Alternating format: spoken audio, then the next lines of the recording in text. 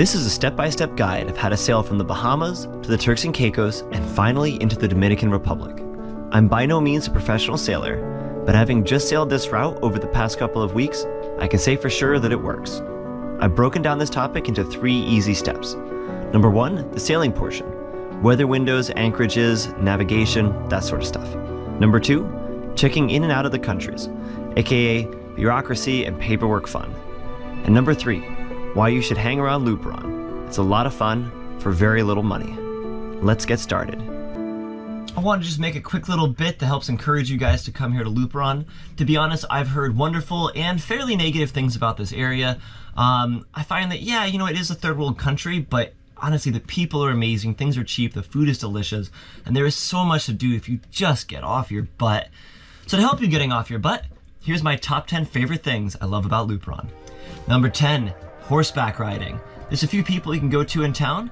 If you ask Richard, the assistant to the commandant, he can direct you to his father-in-law who runs horses. I took 2 of them out, and just myself and my friend Angela, we had an amazing day just going down all these back trails. It was so much fun, I couldn't believe it. We saw so many cool places that we just would have never seen otherwise. Number 9, Popo and Handy Andy. Popo and Handy Andy are 2 locals that will come out in their boat. It's a rough looking boat, but they do rough work out here. They will get you literally anything. You want diesel, you want water, you want gasoline. The water will be very pure, by the way. Literally whatever you want. I handed off, a good month's worth of dirty laundry to Popo. He had it back to me the very next day. Fairly reasonable rate to pay for it, but really to not have to do any of the work and just have all the clean laundry brought right back to me, I was ecstatic. They will get you anything you want, and it's nice to be able to have all these extra amenities literally coming to your boat. There's not many other places in the world, especially for this little amount of money, where you can have this many amenities brought right out to your boat. Honestly, I feel a little bit like a king when I'm here. Number 8, sail repair.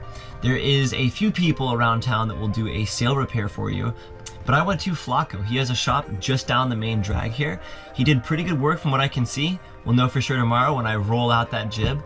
But the bottom line is it was pretty simple what I needed him to do, and he did it in an afternoon. I was ecstatic to have that done. It's just one more thing that makes this area so much more enjoyable.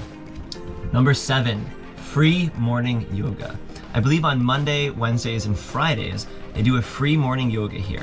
I've done it 2 times now, and it was a ton of fun. The cruiser community that's here is outstanding, and there's a lot of cruisers that have tried to put down roots from their still barely floating boat to stay here, and I totally get it. But the morning yoga is a great way to wake up and see the place a little bit more.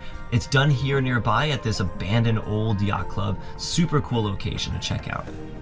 Number 6, Playa Grande. Just around the corner here nearby is Playa Grande, a large beach with a huge abandoned resort right near it. I love this spot so much for so many reasons. Mainly, I just feel like I can go do anything there. I can go kiteboarding, I can go surfing, I can go explore the ruins. It's just such a cool and unique place. I really wish I had more time to explore it. Number 5, rentals. For the measly price of $25 a day, I got myself a pretty good car and was able to take it across the whole country and back. And there's a lot of places I wish I'd gone and seen with it. But then even better, for $10 a day, I got myself a motorbike / road bike that I have been loving to the max extent. And you know what? I'm just gonna go ahead and put that as number 4, riding around the DR. Nearby here in Luperon is Cambiasso.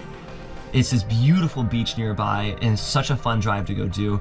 As well, there's just tons of drives up the mountains nearby, down the coastline, on the beach, and you can really ride a bike anywhere here. It can be a little bit dangerous, so you do need to be careful, but I find the Dominican Republic drivers are outstanding. They're all very used to watching out for motorcycles. It's kind of the main way to get around here. You do see quite a few cars as well, though.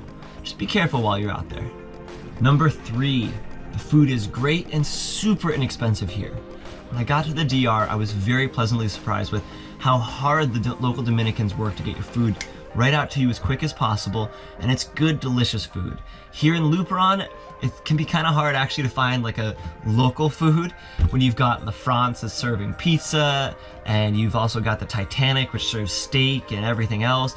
And probably one of my favorite, if not my favorite restaurant, would be Bucaneros, which I believe is actually the closest restaurant when you get off the dinghy dock here in Luperon.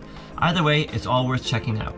Number 2 is, of course, Wendy's Bar with Yana. there serving you with a big smile. She's a wonderful local who spent time in New York City and come back, reviving her family's bar into this beautiful cruiser-friendly, if not really, it's considered to be the cruiser bar. It's right in the middle of the road as you go downtown. It actually splits the main road into two as you go past it. It's a great place. If you come into Luperon, I'd pretty much recommend check in and then head right there, get a drink, and just talk to your fellow cruisers who are there. It's a great way to meet new people and enjoy yourself. And number one, what is number one? Very simply put, number one is the Dominicans themselves, the locals. I heard no shortage of, don't go to the DR, there's crime, heavens to Betsy. You know what? I'm sure there is. I haven't seen any of it, and I've gone further off the trail than, honestly, a lot of the other cruisers that have been here for years, if not decades. I've only found the Dominicans to be wonderful and nice people, super hospitable, and happy always to have a laugh. I do recommend learning the language. I've been using Google Translate and trying as hard as I can to learn Spanish as fast as possible. If you do speak Spanish in places like Mexico, I've heard the accent can be a little bit difficult to get down, as well as some of their words are a bit different. But the bottom line is the Dominicans themselves are wonderful people. I don't feel that you really need to be that worried about anything besides maybe petty theft.